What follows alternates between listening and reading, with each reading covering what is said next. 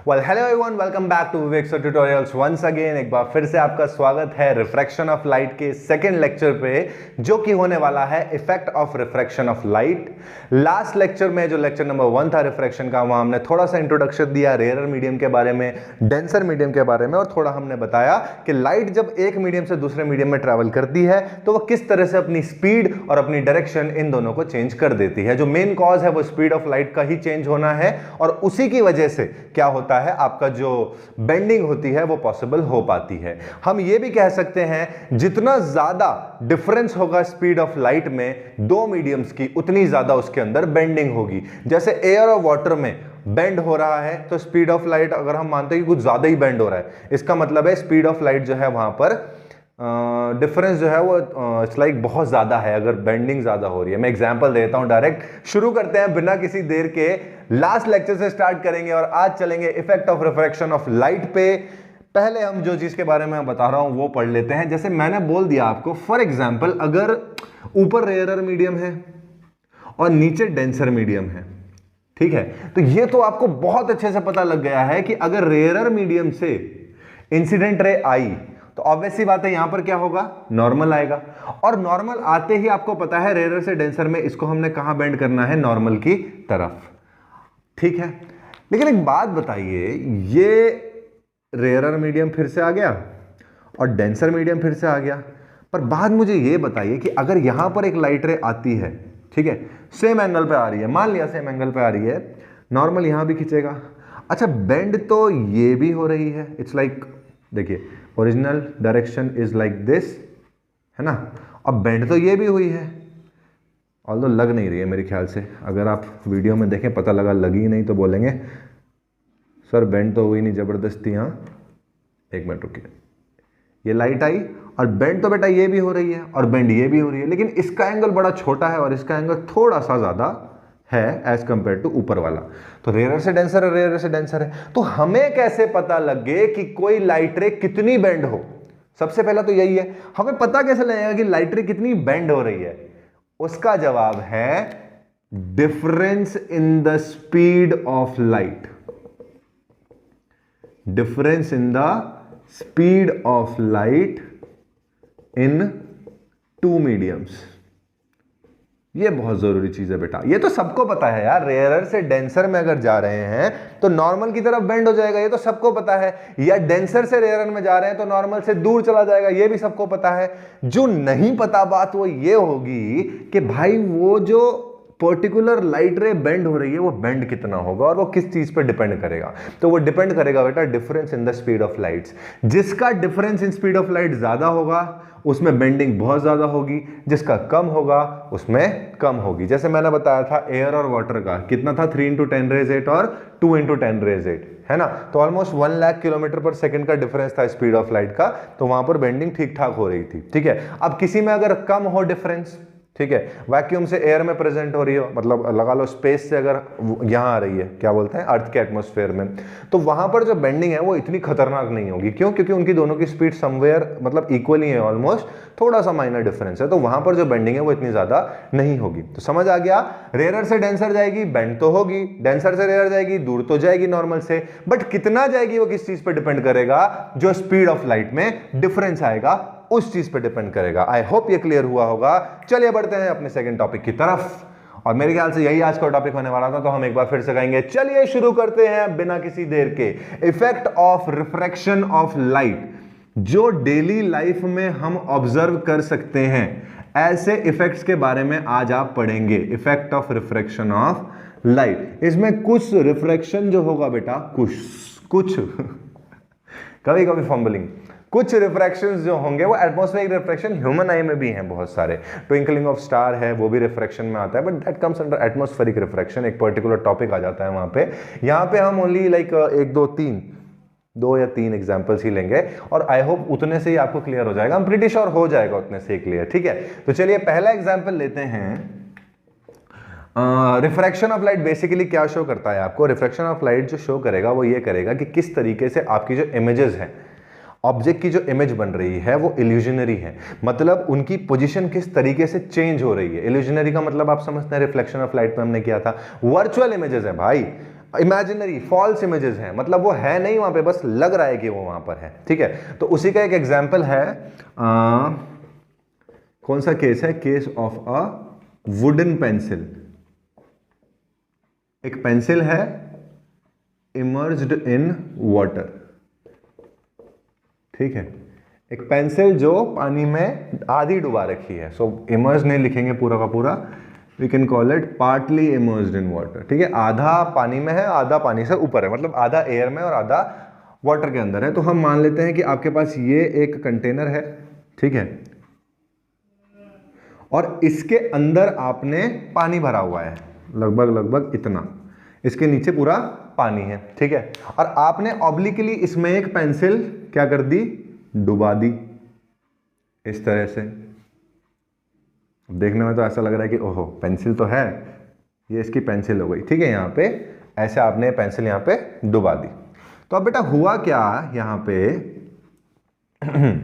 आप इसको एक एंगल से देख रहे हो, मतलब आपने इसमें यहाँ पे एक आंख बना दूं, मेरी आंख नहीं लगती कभी भी, तो मैं इसे जस्ट लिख देता हूं कि ये क्या है, आई है, ठीक है ना, आई, कोई आई नहीं, हमारी आंखें आई, ठीक है ना, ये क्या है, हमारी आंख है, आई, ठीक है। अब यहां से क्या होगा, मुझे बॉटम ऑफ द पेंसिल देखना है, मतलब जहां से आप लिखना स्टार्ट करते हो मुझे वो चीज देखनी है। तो ऑब्वियस सी बात है, हमने लाइट के रिफ्लेक्शन ऑफ लाइट में पढ़ा था कि हमें कोई इमेज तब दिखेगी जब लाइट उस ऑब्जेक्ट पे पड़ के हमारी आंखों में वापस आए, है ना। ये बोर्ड आपको क्यों दिख रहा है, क्योंकि बोर्ड पे लाइट पड़ रही है, देन ये उस कैमरा लेंस में जा रही है और आपको दिख रही है। मुझे क्यों दिख रहा है, क्योंकि यहां लाइट इस पे पड़ के तब मेरी आंखों में जा रही है, ठीक है, हमारी आंखों से लाइट नहीं निकलती इनके ऊपर, समझ रहे हो। तो यहां पर भी अगर मुझे बॉटम ऑफ द पेंसिल देखना है तो इसमें से लाइट निकलेगी, सिंपल सी बात है। यहां कौन है, वाटर है, ऊपर कौन है, एयर है, तो कह सकते हैं ऊपर वाला मीडियम रेयरर है और नीचे वाला डेंसर है। तो अब होगा क्या, ध्यान से देखिए, यहां से एक लाइट रे निकलेगी, कहां से जा रही है भाई साहब, ये जा रही है डेंसर से रेयरर। तो भाई साहब यहां पर तो क्या होना चाहिए, नॉर्मल खींचना चाहिए, तो खींच दिया जी, खींच दिया ना नॉर्मल। तो ये एंगल कौन सा बन गया सर, एंगल ऑफ इंसिडेंस। तो एंगल ऑफ रिफ्लेक्शन भी बनाना पड़ेगा। डेंसर से रेयरर में जाने पे लाइट रे कहां जाती है, नॉर्मल के पास, नॉर्मल से दूर, कहां जाती है, नॉर्मल से दूर। तो ये नॉर्मल है, इसके पास तो जाने से रही, तो ये क्या चली जाएगी, दूर चली जाएगी, ठीक है। इसका ओरिजिनल लाइट रे का जो डायरेक्शन होगा वो इस तरफ होगा, ठीक है, तो ये दूर गई। अब पहली बात तो ये है कि हमारा ये लाइट रे इमेज हमें कब देगा, ये भी रिफ्लेक्शन ऑफ लाइट में पड़ा था। इमेज कब बनती है किसी भी ऑब्जेक्ट की, जब उससे निकलती हुई दो लाइट रेज आपस में क्रॉस कर जाएं। एक सिंगल लाइट रे से तो इमेज बनेगी नहीं। तो इमेज कब बनती है, जब दो लाइट रेज आपस में क्रॉस कर जाती हैं, तो आपकी इमेज फॉर्मेशन होती है। तो देखो यहां पर एक और लाइट यहां से निकली ऐसे, ठीक है। अब ये जो लाइट रे निकली है, जहां पे देखो ये भी मीडियम चेंज करेगी, ऑब्वियस सी बात है। अब ये जो मीडियम चेंज कर रही है, लो सर इसका भी हमने नॉर्मल बना दिया। थोड़ा टेढ़ा तो नहीं लग रहा है, सीधा बना देते हैं, ये इसका नॉर्मल हो गया, ठीक है, गिच पिच ना हो बस। अब ये कहां जाने वाली है, इसका नॉर्मल, सॉरी एक मिनट, हाँ आंख की तरफ ले जाना है, इधर ले जाके क्या करेंगे हमने इसका नॉर्मल इस तरफ बना दिया, ठीक है। अब देखो यहां से क्या होगा,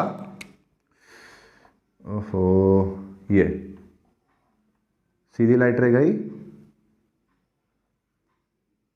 इस तरह से, ठीक है। अब ये लाइट रह गई है, तो ये भी कहां जाएगी, अब नॉर्मल से दूर जाएगी। अब नॉर्मल से दूर जाने का मतलब है कि फिर से इसका इस तरफ जाना।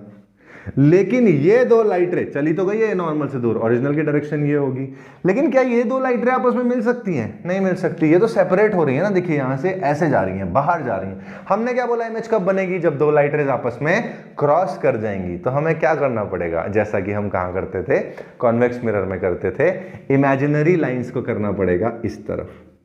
ये आ गई इमेजिनरी लाइंस, और इन्होंने इसकी इमेज कहीं यहां बना दी, किसकी, ये ऑब्जेक्ट है और इमेज कहां बन रहा है, यहां। डॉटेड लाइंस क्या होती हैं, imaginary lines. We had to pull those lines जो बाहर जा रही थी, सो दैट हमें एक इमेजिनरी फॉर्म यहां पर दिख सके। तो पेंसिल का जो बॉटम है बेटा, ये वाला जहां से दो लाइट रेज निकली हैं, ये इमेज यहां बनाएगा, ठीक है। यानी कि it appears higher than it actually is.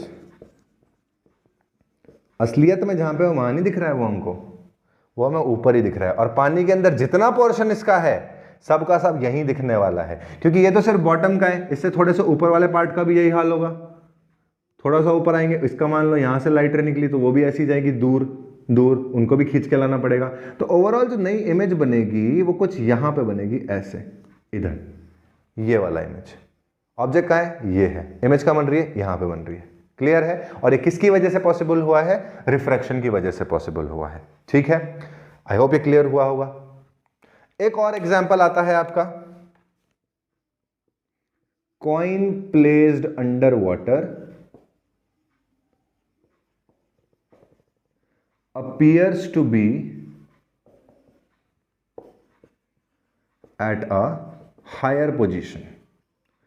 अगर आप किसी कॉइन को प्लेस करो, इसका तो मैंने आपको एक वीडियो एग्जांपल भी दिया है, मैं इसी वीडियो के साथ उसे अटैच भी करूंगा, और वो ये रहा। अब देखो बेटा, अभी आपको क्या दिख रहा है रिफ्रैक्शन में? ये कुछ रिफ्रैक्शन नहीं है, ठीक है। यहाँ पर एक कंटेनर है और इसके अंदर ये कॉइन रखा हुआ है, and see there is no water right now, ठीक है ना, कोई वाटर नहीं है, यानी कि एयर ही प्रेजेंट है और अभी कोई रिफ्रैक्शन नहीं हो रहा है, ठीक है। अब देखो, अब हम क्या करेंगे, धीरे धीरे मैं इस कॉइन को पीछे ले जाता हूँ, मतलब we will just move our head backwards. हम अपना सर धीरे धीरे पीछे ले जाएंगे और तब तक ले जाएंगे जब तक कॉइन डिसअपियर नहीं हो जाता।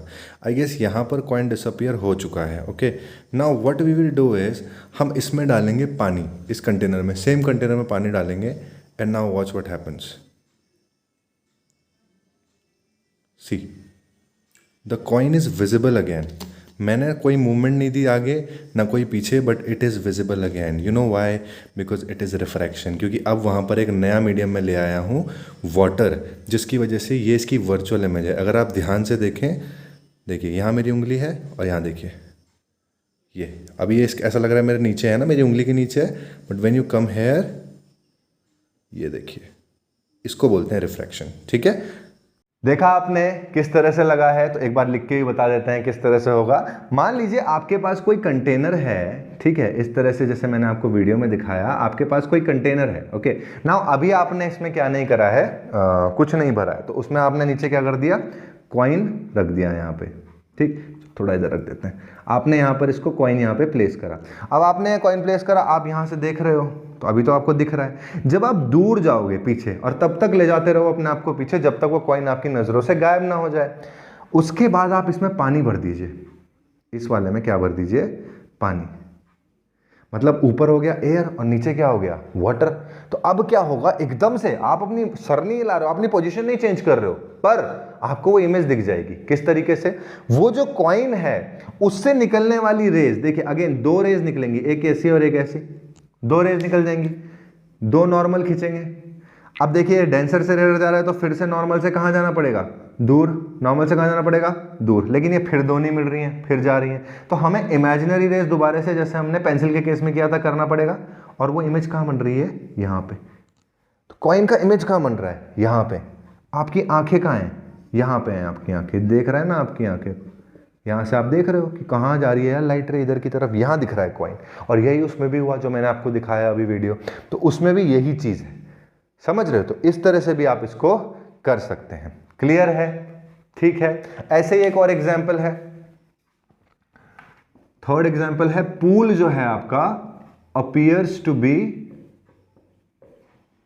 Less deep.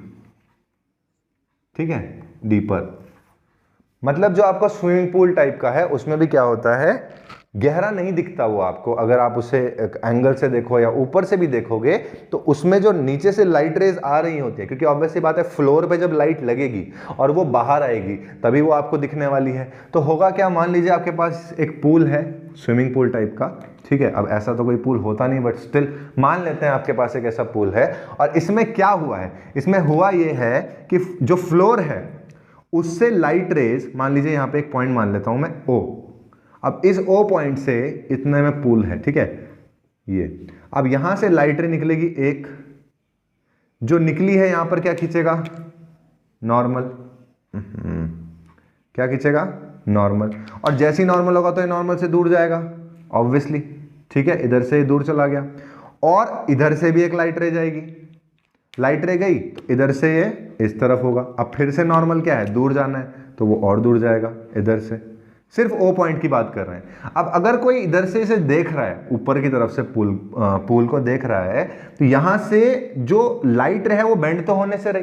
देखो कोई भी केस है, चाहे यहां पर है, चाहे यहां पर है, चाहे यहां पर है, लाइट मीडियम में चेंज होके बेंड होके थोड़ी आएगी बेटा। अभी कहीं का सवाल तो यही होता है कि लाइट ऐसे भी तो आ सकती थी।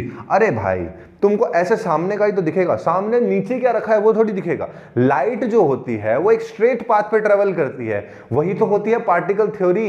It consist of small particles which travel in a straight line at a very high speed. High speed पे ट्रेवल कर रहे हैं स्ट्रेट लाइन में, कोई लाइट ऐसे थोड़ी मुड़ जाएगी। मुड़ जाएगी वो 12th में पता लगेगा कि कैसे मुड़ेगी, बिकॉज दैट इन 12th में तो वो वेव की तरह बिहेव करते हैं ना। वहां जा जितने भी सारे फिनोमेनाज हैं वो वेव नेचर वाले हैं, इसलिए वहां अलग से वेव ऑप्टिक्स नाम का भी चैप्टर है। पर यहां 10th क्लास में आप सिर्फ किस नेचर के साथ डील करते हो, मैंने आपको पहले ही बताया है, लाइट के नेचर के साथ, पार्टिकल वाले। तो पार्टिकल नेचर के साथ आप यहां डील करते हो और उसके अकॉर्डिंग यहां चलना पड़ता है कि light will always travel in a straight line. इसीलिए यहां से एक स्ट्रेट इमेज बनाई है, यहां पे ऐसा मोड़ा नहीं है। तो क्योंकि मुझे वहां से नीचे नहीं दिखेगा ना, मुझे नीचे देखना है, मुझे ऐसे ऊपर उठना पड़ेगा, फिर एक लाइट रे सीधी जाएगी। अगर ऐसा देखना है ऐसे जाएगी लाइट रे।